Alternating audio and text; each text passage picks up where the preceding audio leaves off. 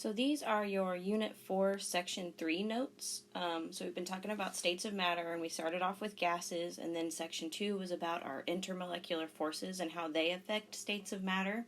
And you're going to see a little bit more of that in Section 3, where we talk about liquids and solids. So the first thing that we're going to talk about is liquids. And liquids take the shape of their container, but have a fixed volume. And you can see why when you look at the motion of the particles on the screen here. So liquids have far less space between the particles than gases do. However, it's enough space that they are able to slide past each other. So they will they will take the shape of whatever container they're in, but they will not expand to fill a container because the attractive forces among liquid particles are much stronger than those among gases. So the particles in a liquid can flow to adjust to the shape of the container, but the liquid cannot expand to fill its container. And so kinetic molecular theory predicts the constant motion of liquid particles. The individual molecules do not have fixed positions in the liquid, but the forces of attraction limit their range of motion so that the particles remain pretty closely packed and have a fixed volume. So a little bit more about liquids as far as their density and ability to be compressed. At STP, which stands for standard temperature and pressure, which is 25 degrees Celsius and 1 atmosphere of pressure, liquids are much denser than gases, which obviously they are. We know that. But for example of how much more dense they are, liquid water is about 1,250 times denser than water vapor at STP. And we also know that at the same temperature, gases and liquids would have the same kinetic energy because kinetic energy is dependent upon temperature. So the higher density of the liquids must be due to intermolecular forces holding the molecules together. Now, we talked about gases being able to be compressed because they have a large amount of space between the particles.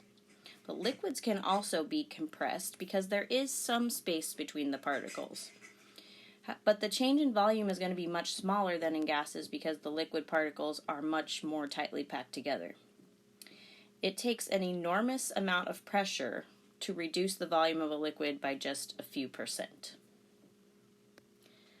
So when you talk about liquids, you have to talk about fluidity, which is the ability to flow. But what most people don't know is that gases and liquids are both considered fluids because both have the ability to flow. In fact, gases flow better than liquids because both can diffuse. But liquids diffuse slower than gases because intermolecular forces interfere with the flow, while gases have fewer intermolecular forces causing them to be gases. And so liquids are actually less fluid. And then there's the property of viscosity, which is the resistance of a liquid to flow. And so liquids have a different level of viscosity depending on their intermolecular forces. So viscosity is determined by the type of intermolecular forces involved. The stronger the forces, the more viscous the liquid is going to be. So something like molasses is going to be more viscous than water. It also has to do with the shape of the particles and the temperature of the liquid at the time. Some other properties of liquids would be surface tension and capillary action. We are all kind of familiar with surface tension. This is its actual definition. But surface tension occurs because of the particles in a liquid, and I have a picture here on the bottom corner. You can see that the forces on the particles in the middle of the liquid act in all directions, while the forces on the particles near the top of the liquid are only happening on one side, which causes this tension around the particles at the top. So the surface of the liquid tends to have the smallest possible area and acts as though it is stretched tight like the head of a drum. So in general, the stronger the attractions between particles, the greater the surface tension. And then compounds that have the ability to lower the surface tension of water are called surfactants, and that would be things like soap. That's why you have to use soap in the shower to get dirt off, because the surface tension is so tight on water that the dirt can't get in the water. So, for capillary action, you have these two forces. You have cohesion and adhesion. Cohesion is the force of attraction between identical molecules, and then adhesion is the force of attraction between molecules that are different. And this explains why water forms a meniscus in a graduated cylinder, because the adhesive forces between the water and the sides of the cylinder are greater than the cohesive forces between the water molecules, which causes the water to climb the sides of the graduated cylinder, causing the dip that we see when we do our measurements. So moving on to solids, we can again predict the movement of solid particles using the kinetic theory. They have the same kinetic energy as liquid particles at the same temperature. For the same reason, kinetic energy is dependent upon temperature. So, according to that theory, solid particles have to be in constant random motion. It's just that that motion is quite a bit different than that of a liquid or a gas. So, for the substance to be a solid at all at room temperature, there has to be strong attractive forces between the particles, keeping them in place. And that leads to a definite shape and volume, which means that solids do not take the shape of a container and they have a fixed volume. So, like a liquid. So those forces limit the motion of the particles to just vibrations in their fixed locations. So that's why I've included this GIF here, so you can kind of have an idea of the motion that's going on within solids. So the fact that these intermolecular forces are so strong and only lead to vibrations in fixed locations means that solids are the only common state of matter that's not a fluid.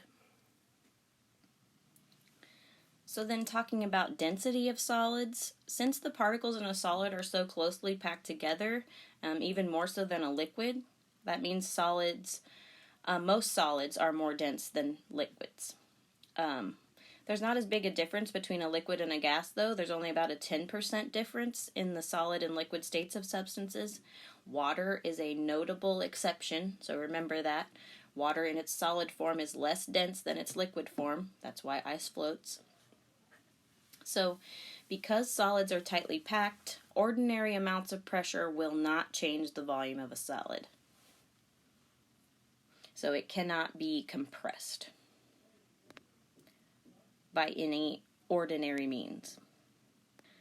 So for the rest of this, I just have kind of an overview of some different types of solids. There are crystalline solids, which obviously are going to be arranged in an orderly geometric 3D structure. That's why they're called crystals. They have those pretty shapes.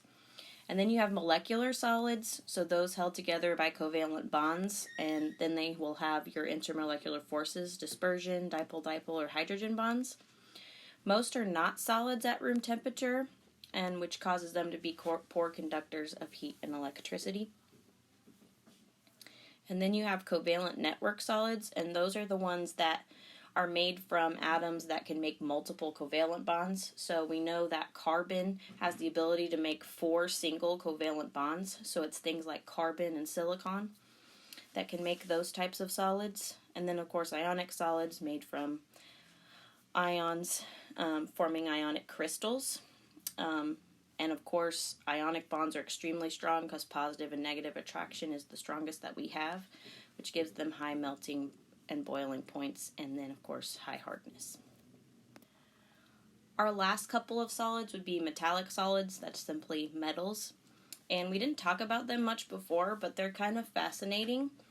When a metal is all bonded together, so atoms of the same metal have to actually bond together to form the actual metallic solid, you'll have your positive ions, and then the interesting thing is that all the electrons will kind of be shared among all of the positive ions. They kind of float around in a sea and constantly move. And so the strength of metallic bonds between cations and electrons will vary depending on the cation. And so that's why they have such a wide range of physical properties. But the one thing that the mobile electrons will allow for are a couple of unique physical properties like malleability and ductility. All metals are malleable, which means they can be hammered out into sheets so you can change their shape.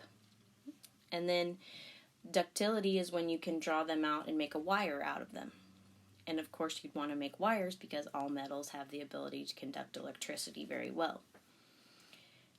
And then our last type of solid is known as an amorphous solid, and that's where the particles are not arranged in any pattern whatsoever.